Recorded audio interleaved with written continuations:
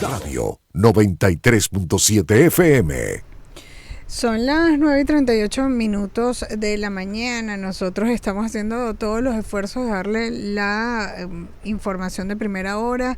Hay mucha gente que está colaborando de parte de los profesionales tratando de cubrir las responsabilidades y además atendernos la llamada para que entonces usted tenga esa información. En este momento estamos ya haciendo contacto con Enrique López Loyo, médico especialista en anatomía patológica, fue presidente de la Academia Nacional de la Ingeniería, pero bueno, con él queremos hablar un tema súper importante. Hay gente que se hace esta pregunta y también se empieza a especular en las redes sociales, y esto es un tema que estamos solventando, pues llamando a los profesionales que nos den la información de primera mano. Se trata de el manejo de los cadáveres, el protocolo de bioseguridad tras los recientes terremotos registrados en Venezuela el pasado 24 de junio. Ya tenemos en línea a Enrique López Loyo, médico especialista en anatomía patológica y además ex presidente de la Academia Nacional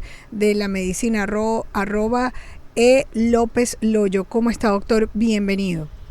Muy buenos días, gracias por la invitación, a tu orden. Sí, bueno, queríamos que nos diera de primera mano, desde el punto de vista profesional, la información de qué es lo que se estila. Existen protocolos de bioseguridad en el manejo de los cadáveres, dada la situación de emergencia que vive Venezuela tras el reciente sismo. Sí, efectivamente. Aquí en primer lugar tenemos que recordar los primeros pasos que tuvieron que cumplir. En primer lugar, que es obligatorio, y es digamos el objetivo número uno de esta situación de manejo de cadáveres, es la identificación, sí. En la cual, en primer lugar, una identificación facial. En segundo lugar, si existen algún tipo de inconvenientes por cambios de morfología, por destrucción de tejido, etcétera, verificarse ahí, de acuerdo a familiares, a personas que están procurando los cadáveres, características morfológicas particulares de ese paciente, de ese cadáver. Si tiene cicatrices, si tiene algún tipo de rasgo que sea definitorio. Y luego recordar lo siguiente: en primer lugar, el manejo no está asociado a un riesgo de infección. Solamente hay un riesgo si existe salida de líquidos por la degeneración de tejido, y eso puede llegar, por ejemplo, a fuentes de agua potable, las cuales no es, en este caso, lo que está ocurriendo en La Guaira, que es el sitio de mayor preeminencia de este tipo, de esta tragedia. Luego de la identificación, la colocación en un sitio de transición hacia finalmente la procura y entrega del cadáver. Para ello, entonces, esa colocación tiene que tener idealmente una refrigeración. No se cumplió, lamentablemente, pero hay que decir lo que es lo correcto. Y en la fase ya de que existe ya el hecho, se consigue el cadáver independientemente de las condiciones. Lo fundamental es, repito, la identificación para que pueda entregarse a los familiares. Y en ese contacto inicial del grupo de rescate, las primeras horas pueden pasar a través de una utilización de guantes, trajes de rescatista, con un tapabocas, etcétera, pero luego vienen la salida de líquidos que son finalmente productores de gases en ese tipo de cadáveres.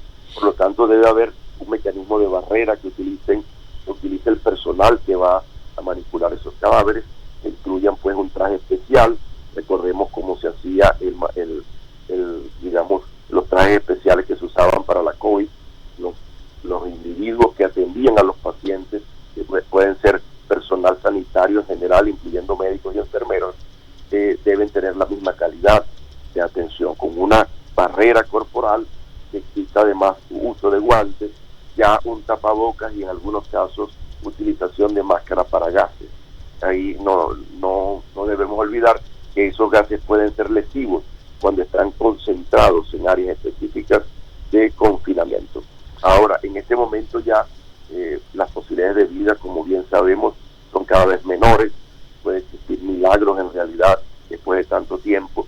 Sin embargo, hay esperanza, pero ya la definición del cadáver y digamos, la presencia de ese cadáver allí tiene que ser a través de la gestión del Estado, canalizada, en primer lugar, en la procura y entrega de cadáveres adecuada, con una identificación correcta, para lo cual internacionales, las cuales son la codificación de cada uno de esos hallazgos de cadáveres. En primer lugar, el sitio geográfico, si fue en Tanaguarena, si fue en el área de la zona de playa cercana a Playa Grande, etcétera, y allí luego viene un número de identificación de acuerdo a la unidad, en este caso inmobiliaria, donde fue encontrado. Esto facilitaría mucho o facilita mucho, puesto que hay, digamos, un conocimiento previo en general de las personas que habitan el condominio. Sin embargo, esta zona de playa es una zona de recreación. Ocurrió esto en un día feriado que puede, digamos, disipar en un momento dado la posibilidad de una identificación correcta, porque no todo el mundo anda con la cédula en el bolsillo, claro, al momento de este tipo de circunstancias. Ahora, y ante esta dificultad de identificación, ¿qué sucede? No.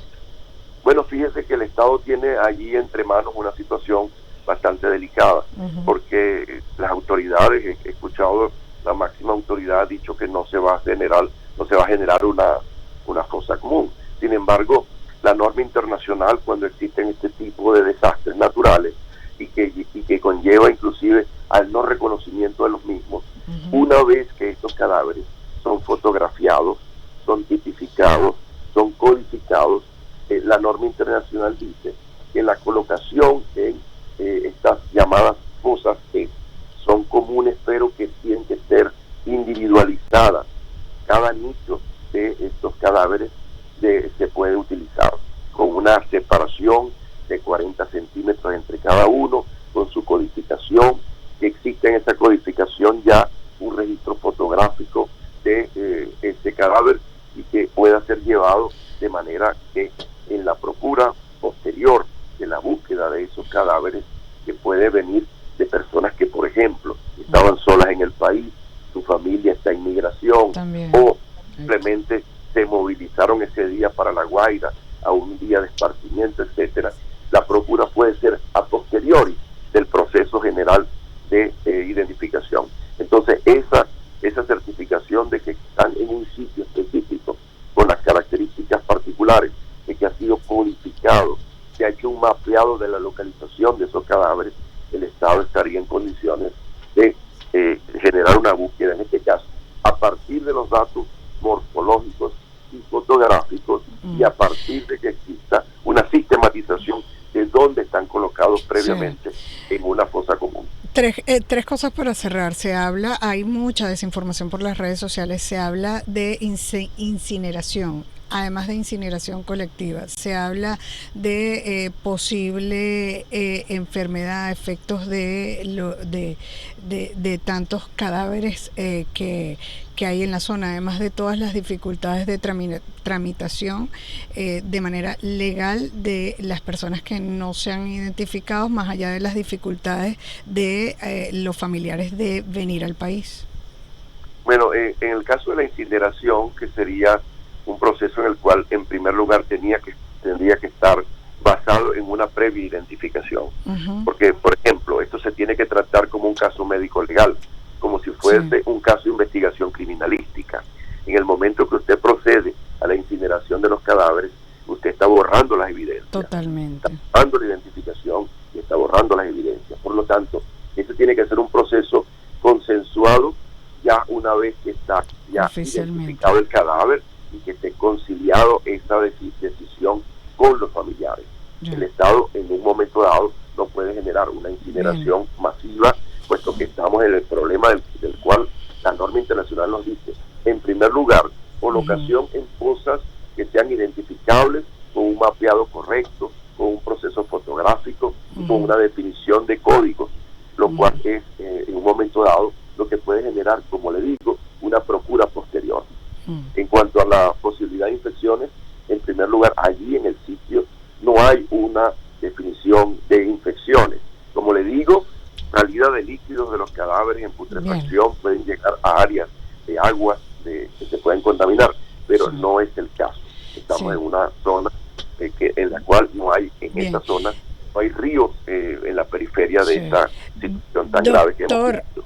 Esto es prácticamente unas acciones que están en desarrollo. Nosotros queremos seguir contando con usted para ir evaluando y dándole información certera, más allá, porque existe demasiada desinformación, y agradecemos de verdad este contacto con usted por todas estas aclaratorias de lo que significa y lo que deben ser los protocolos. Muchísimas gracias, Enrique López Loyo, médico especialista en anatomía, además ex presidente de la Academia de la Medicina. @López Loyo para que lo sigamos entonces. ¿Con qué seguimos? Ponte al día.